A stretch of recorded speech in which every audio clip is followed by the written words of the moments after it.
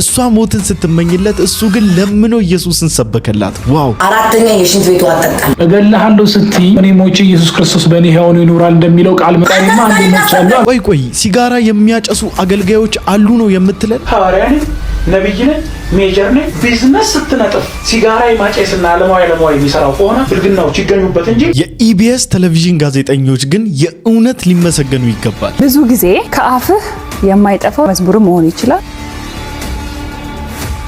ዘማሪው ቴዲ ታደሰ በወንጌላውያን አማኞች ከባድ ተቃውሞ ደርሶበታል። ዘንድሮ እኛ ጴንጤዎች ግራ እየገባን ነው። ግራ እያጋቡን ያሉት ደግሞ ዘማሪ ተብዬዎች ናቸው። በኢየሱስ ስም የዚህ እህታችን ነገር ኢሞሽናል ነው የሚያደርገኝ። ማታቁኝ ቸሊና እባላለሁ። ከሞትን በኋላ ምንድነው የምንሆነው? ከዛ ምንድነው የሚለው ጥያቄ በጣም ያስፈራል። እግዚአብሔርን ስለያዝኩ ነው የማልፈራችሁ። ይሄንን ወቁልኝ። ዘመድ ካለው ሰው ይልቅ በእግዚአብሔር የሚታመን ሰው አትችለው። መታመኛውን እግዚአብሔር ያደረገ ሰው አትክፈው፣ አትችለው። ኧረ ጌታ ኢየሱስ ውርደታችን በዛ።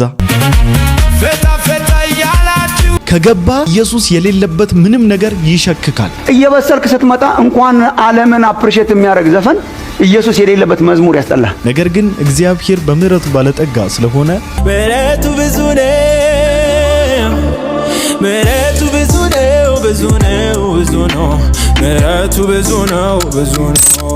ሰላም እንዴት ናችሁ? እኔ ወንድማችሁ ጂም ቤሪያው ነኝ። ዛሬም እንግዲህ እንደተለመደው በቆንጆ ቪዲዮዎችና በአስተማሪ ቪዲዮዎች ሰዓትና ጊዜን ጠብቄ ከች ብዬላችኋለሁ። ሁላችሁም እንደተለመደው ቪዲዮን ከመጀመራችሁ በፊት ላይክ እያደረጋችሁ ቪዲዮን ጀምሩ። ሰብስክራይብ ያላደረጋችሁ ሰዎች ሰብስክራይብ እያደረጋችሁ ቤተሰብ ሁኑ። ወዳጅነታችሁን አጠናክሩ። የ30,000 ሰብስክራይበር ቻሌንጃችን እንደተጠበቀ ነው። ሰብስክራይብ እያደረጋችሁ አይደለም፣ ሰብስክራይብ ማድረጋችሁን እንዳትረሱ።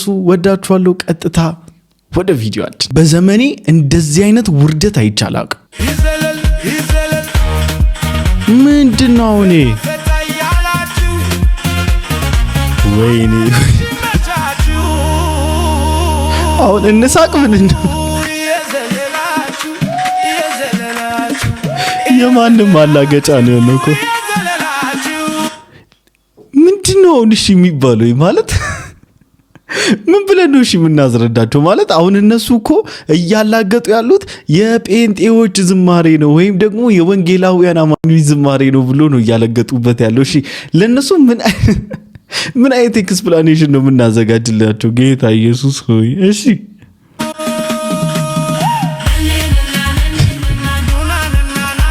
ይበለን፣ እውነት ይበለን ነው የሚያስብለው።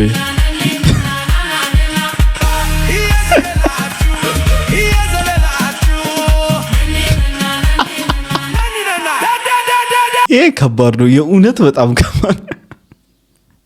እኔ ከምር እምስቀው ማለት ነው ስለተመቸኝ ወይም ደግሞ ኢንጆይ አድርጌበት እየተዝናናው አይደለም፣ ተቃጥዬም ጭምር ነው የምስቀው ማለት ነውና ምን ብለን እኮ ኤክስፕሌን ራሱ የምናደርግበት ምንም አይነት እኮ ቃላት የሉንም። እና በዚህ ልክ ኤዲት እየተደረገ የማንም መቀለጃና መዘባበቻ መሳለቂያ ነው የሆነው። እንደው እግዚአብሔር ይገስጻችሁ።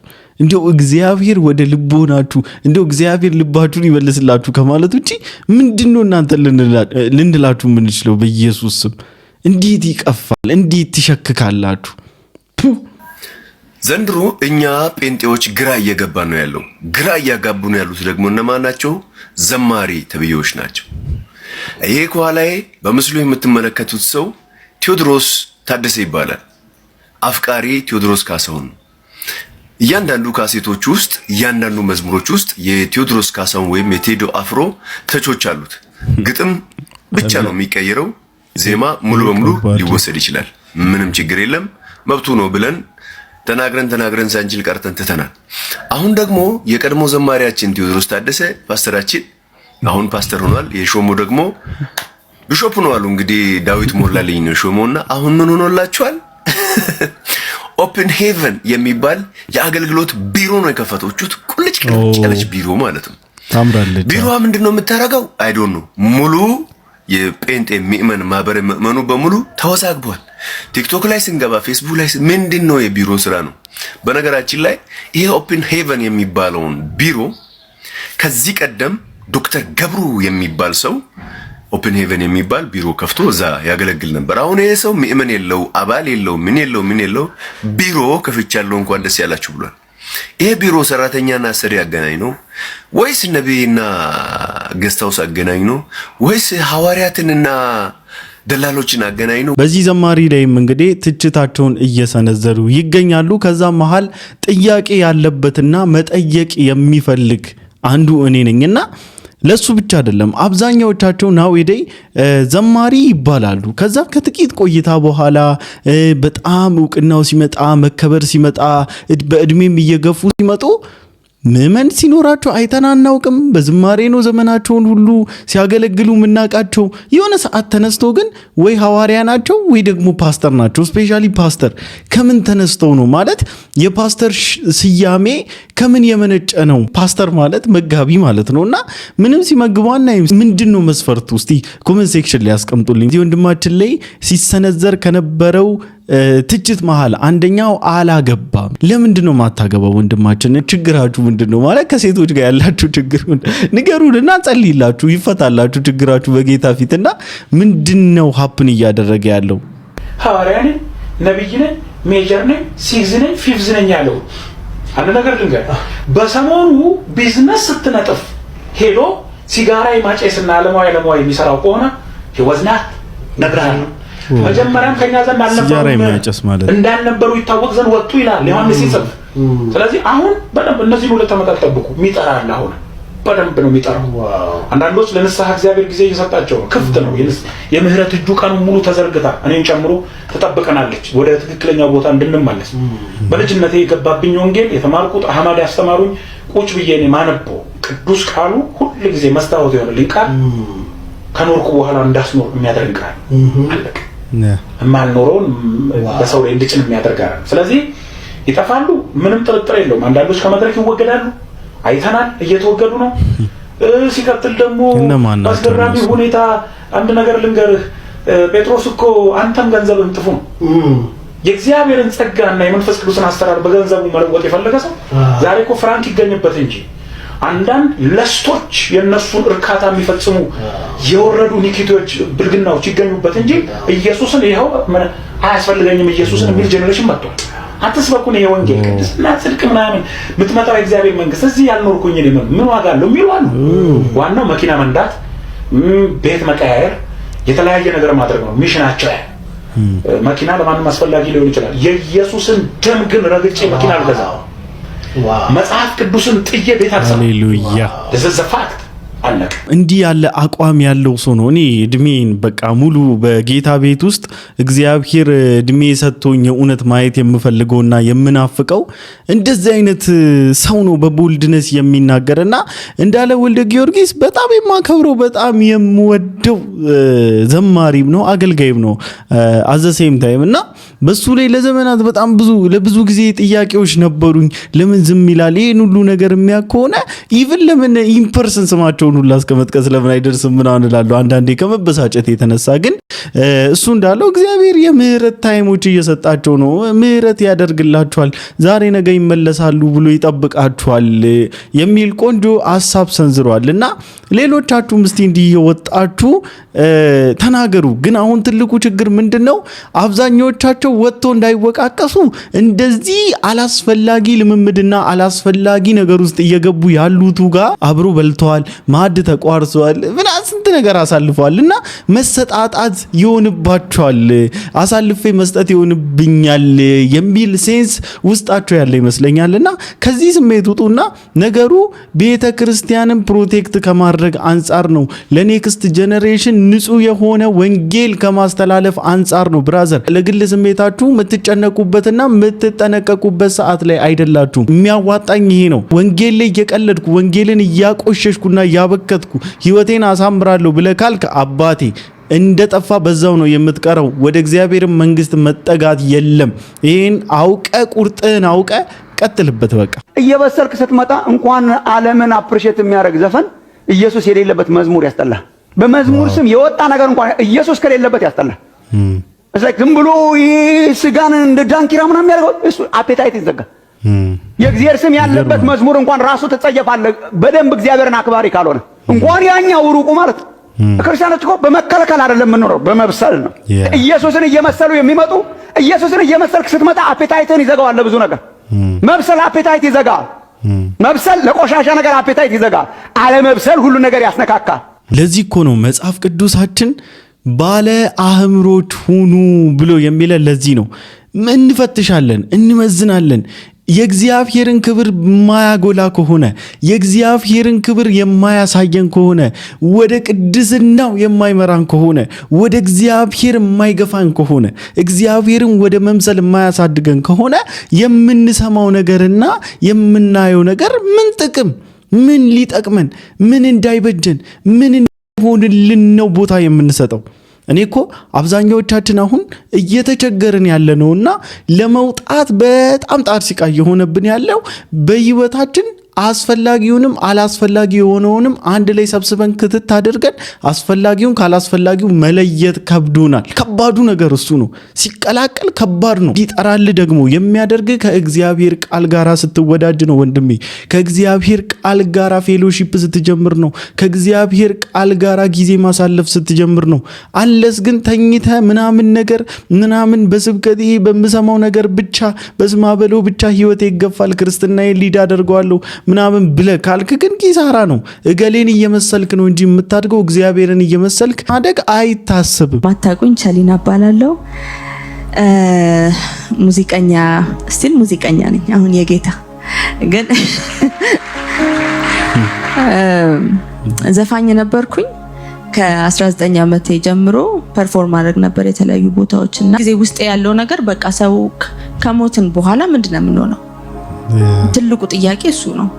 ኦኬ ኖርን፣ ሰክሰስፉል ሆነን ሁሉ ነገር አለን፣ ተመቸን፣ ወለድን፣ አገባን ምናምን፣ ከዛ ምንድነው የሚለው ጥያቄ በጣም ያስፈራል አይደል?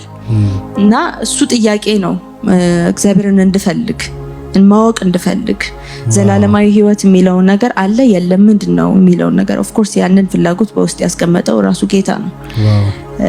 ስለፈለገ ቀድሞ ስላወቀኝ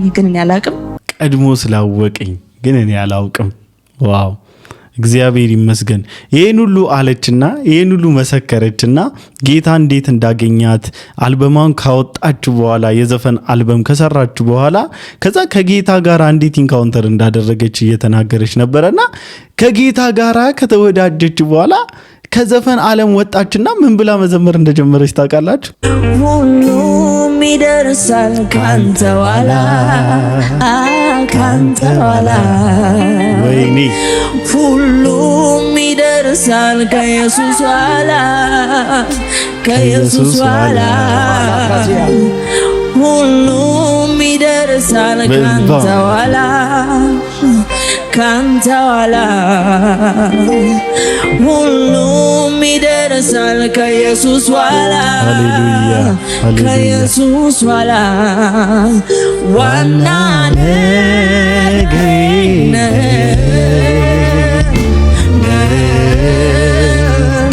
ኢየሱሴ ውዱ ነገሬ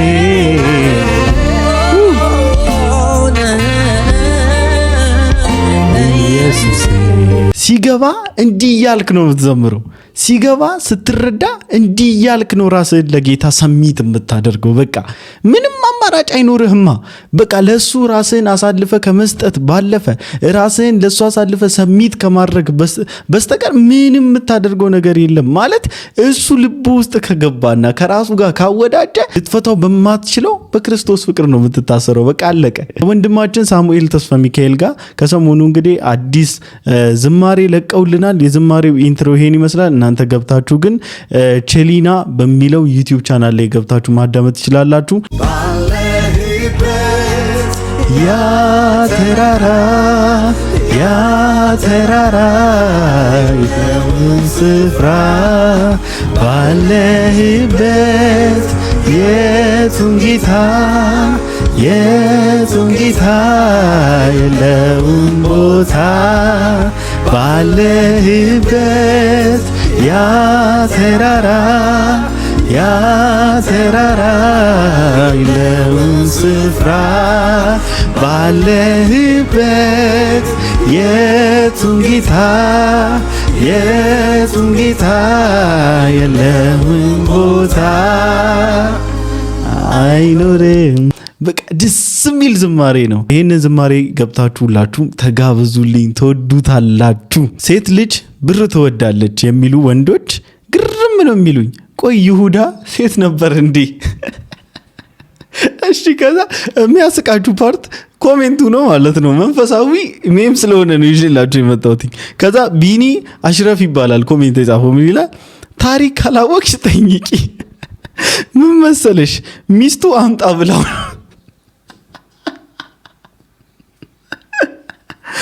እናንተ ሰዎች በኢየሱስ ክርስቶስ ኮሜንት ግን ማለት ነው በቃ ኮሜንት የሚሰጡ ሰዎች ብዙ ጊዜ ልብ ብላችሁ ከሆነ ሰው ቪዲዮ ሲለቅ ማለት ነው በጣም ኢንተረስትድ ከሆናችሁበት ኮሜንት ነው ገብታችሁ የምታነቡትና በቃ ኮሜንት እንደ ጉድ ይጻፈዋል። እና ከፌስቡክ መንደር ላይ ያገኘሁት ስለተመቸኝ ትንሽ በመሀልም ደግሞ እናንተም ዘና ፈታ በሉበት ብዬ ነው ይዤላችሁ የመጣሁት። በርበሬ በጥብጣ በጭንቅላት ካርገፍ ታወር ትገባልኛለህ። አራተኛ የሽንት ቤቱ አጠጣልኛለህ። አንዴ ስሚኛ እኔ አሰማም የተቀጣው ሰማ ለቅጣቱ አይደለም እገልሃለሁ ስትይ መጽሐፍ ቅዱስ እንደሚለው እኔ ሞቼ ኢየሱስ ክርስቶስ በእኔ ሕያው ሆኖ ይኖራል እንደሚለው ቃል መስሎኝ በቃ እኔማ አንዴ ሞቻለሁ አሉ። እኮ ሀሳብ ያልገባሽም እኮ ለምን እሰብክሻለሁ? እንደዚህ አይነት ጌም የተጫወትን ስብከት አለ። አንድ ድል አንቺ በህይወትሽ መሞት ከፈለግሽ ለእግዚአብሔር ፍቃድ መገዛት ከፈለግሽ አሺ ለክርስቶስ ኢየሱስ አሳልፈሽ መስጠት። እኔ አንቺ በቃሪያ በበርበሬ በሻዋ የለመናት ደግሞ አንቺ ለክርስቶስ ኢየሱስ ራስሽን አሳልፈሽ ለጌታ እኔ እንደዚህ ነገር አይመቸኝም። እኔ ኦርቶዶክስ ነኝ። የኔ መሰለ ተፈጥሮ ጸባይ ደስ የምትይ ሴት ሆነሽ ማለት ነው ዘላለም እሳት ውስጥ ብትገቢና ነው ተጠየቅ ኢየሱስ ክርስቶስ የድንግል ማርያም ጌም ትጮቻለሽ፣ ብዙ ነገር እኮ ልትሰበስቢ ትችላለሽ። ግን አሁን እነዚህ ሁላ ነገሮች በጠቅላላ አንቺ ከሞትሽ በኋላ ህይወት ሊሰጡሽ አይችሉም። በእኔ የሚያምን ቢሞት እንኳን ያው ይሆናል ነው የሚለው። ህይወት ሊሰጥሽ የሚችል ፐርሰን ክራይስት ብቻ ነው ከሞትሽ በኋላ። አሁን እዚህ በምድር ላይ ሁላችንም እንደምንለፋው ሁሉ ለዘላለማችንስ እየለፋን ነው ወይ? ከጌም ወጥተሽ እኮ ጸጥ ልትይ እኮ ትችላለሽ። ድንገት ከኔ እምነት ውጪ ትክክለኛ እምነት ያለ አይመስለኝም። አሁን ጌታ ኢየሱስ ክርስቶስ እንኳን ማለት ወደ ምድር የመጣው ኦርቶዶክስ፣ ጴንጤ፣ ካቶሊክ ብሎ እምነት ሊመሰረት ነው እንደመጣው። እግዚአብሔር እኮ ልጁን ኢየሱስ ክርስቶስን የላከበት ሪዝን ሰው በክርስቶስ ኢየሱስ አምኖ ህይወት እንዲያገኝ ነው። እኔም ደግሞ ሼር ያርኩሻለሁ ኦርቶዶክስ ነው ልክ ጴንጤ ነው እንዴ ምናምን እያልኩሽ ሳይሆን ሐሳብ ሙሉ በሙሉ ህይወትሽን አሳልፈሽ ሰጥተሻለሁ። በፈጣሪ ሙሉ እምነት አለኝ። ጌታን ትወጂዋለሽ እንዴ? ለምን ወልዶ የሚወደኝ ቢኖር ራሱን ክዶ መስቀሉን ተሸክሞ ይከተለኝ ይላል። መስቀሉን ይዤ እንትን እያልኩ አይደል እንዴ? መስቀሉ የሚያሳየው ስለ መከራው ስለ መስቀል ስታስቢ ክራይስት ላንቺ የከፈለውን መስዋዕትነት ነው የምታየው አይደል? ራስሽን ክደሽ ክርስቶስ ኢየሱስን በዛው እየተከተልሽው ነው። የራሴን ፍቃድ፣ ፍላጎት፣ ምኞቴ፣ ስሜቴ በጠቅላላ ጥዬ አንተን እከተላለሁ ማለት ነው። እግዚአብሔር ዘመንን ይባርከው። እሷ እሱን ለመቅጣት በጣም ኦብሰስድ ሆናለች። እሱ በጣም ኦብሰስድ ሆኖ ኢቭን ተወኝ እያለችው አንድ ድል ስጭኝ አንዴ በጌታ ምናምን እያለ የሚለምናት ግን ህይወት የሚሆናትን የሚበዛላትን እውነት ሊሰብካት ስለወደደ ነው። በጣም ነው ይገርመው። ግን ማለት እነሱ ወዶ አይደለም እንደዚህ የሚሆኑት። በቃ መስማት የማይፈልጉት በጣም ሾክድ የሚሆኑት የሚናደዱት የሚበሳጩት የማያውቁት ሀገር አይናፍቃቸውም ሆኖባቸው ነው። ቢያውቁት ኖሮ ይናፍቃቸው ነበረ። በቃ ሲወራ ታውቃላችሁ እናንተ ጴንጤዎች በደንብ ፊሊንጉን ፊል ታደርጋላችሁ። ስለ ጌታ ሲወራ አያስችለንም ምናምን በቃ ውስጣችን ነው የሆነ ትርትር የሚልብንና እነሱ ይሄን ነገር አልተለማመዱትም። ስላልተለማመዱት ቀስ በቀስ ነው በልባቸው ውስጥ ጣል እየተደረገ ዘር እየተዘራ የሚካሄደውና ቀስ በቀስ ይሄ ልጅ ፍሬውን አይቻለሁ፣ እኔ ፐርሰናሊ አይቻለሁ። ምክንያቱም አብዛኞቻቸውን እንዲሁ እየነገራቸው በፍቅር እያዋዛ እያወራቸው ምናምን ነገር ወደ ጌታ ቤት ይዟቸው ሄደዋልና ይህ ወንድማችን በጣም እጅግ በጣም እግዚአብሔር በብዙ የሚጠቀምበት ወንድማችን ነው። ብዙ ጊዜ ከአፍህ የማይጠፋው የምታንጎራጉረው ሙዚቃ ምንድነው? ነው ያው መዝሙር መሆን ይችላል። ስለዚህ እሱን ትነግሩናላችሁ። ፐርፐዝ ነው ይጠይቁት እንደዚህ አይነት ጥያቄ። ሙዚቃ ሳይሆን መዝሙር ነው። መዝሙርም ብያለሁ ጥያቄው ላይ ወይ መዝሙር ብዬ ነው ኦፕሽን የሰጠው። የመስፍን ጉቶ ተስፋ ያንተ አሳይል ባልና ሚስት ናቸው። ንጉስ ያንተው ነህ።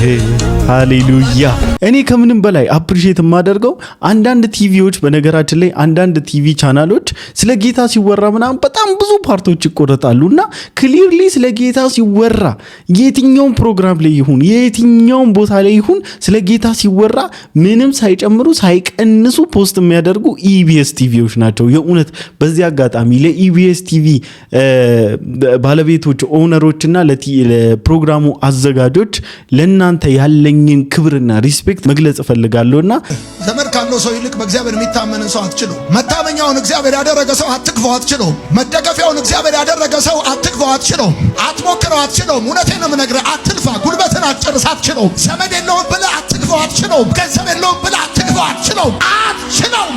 ወድቋል ብለህ አትፍረድ አትችለውም። ይከርማል አትችለውም። እቺን ፓርት ለምን እንዳመጣው መቼስ ብዙዎቻችሁ ይገባችኋልና አንዳንዴ እንደዚህ ያለችዋን ነገር ሐቃቋን ስንነጋገር ነጭ ስንነጋገር ምናምን ነገር አንዳንዶች ሁሌ ዛሬም ልድገምላችሁ ይኸው አንዳንዶች እውነት እንግዳቸው ስለሆነችባቸው ጥቁር እንግዳ ስለምትሆንባቸው ስለሚደብራቸውና ስለሚከፋቸው ይበሳጫሉ፣ ይናደዳሉ፣ ኮሜንት ሴክሽን ላይ ይሳደባሉ ምናምን ነገር ግን የእውነቴን ነው የምላችሁ ማንንም ይዤ አይደለም እኔ በዚህ ኮንፊደንስ የምናገረው ያለኝን እውነት በቦልድነስ ለመናገር የምሞክረው ሕያው እግዚአብሔር ከኔ ጋራ እንዳለና ከዛ ድግድግ ጨለማ ያስመለጠኝ ጌታ ለእውነቱ እንድቆምለትና ስለ እውነቱ እንድናገርለትና እመሰክርለት ዘንድ ስለሚገባኝ ከኔ ጋር እንዳለ አምኜ ነው ይሄንን ማደርገውና እግዚአብሔር አለልን። ምናልባት እናንተ በምድራዊው ሀብት፣ በምድራዊው ገንዘብ፣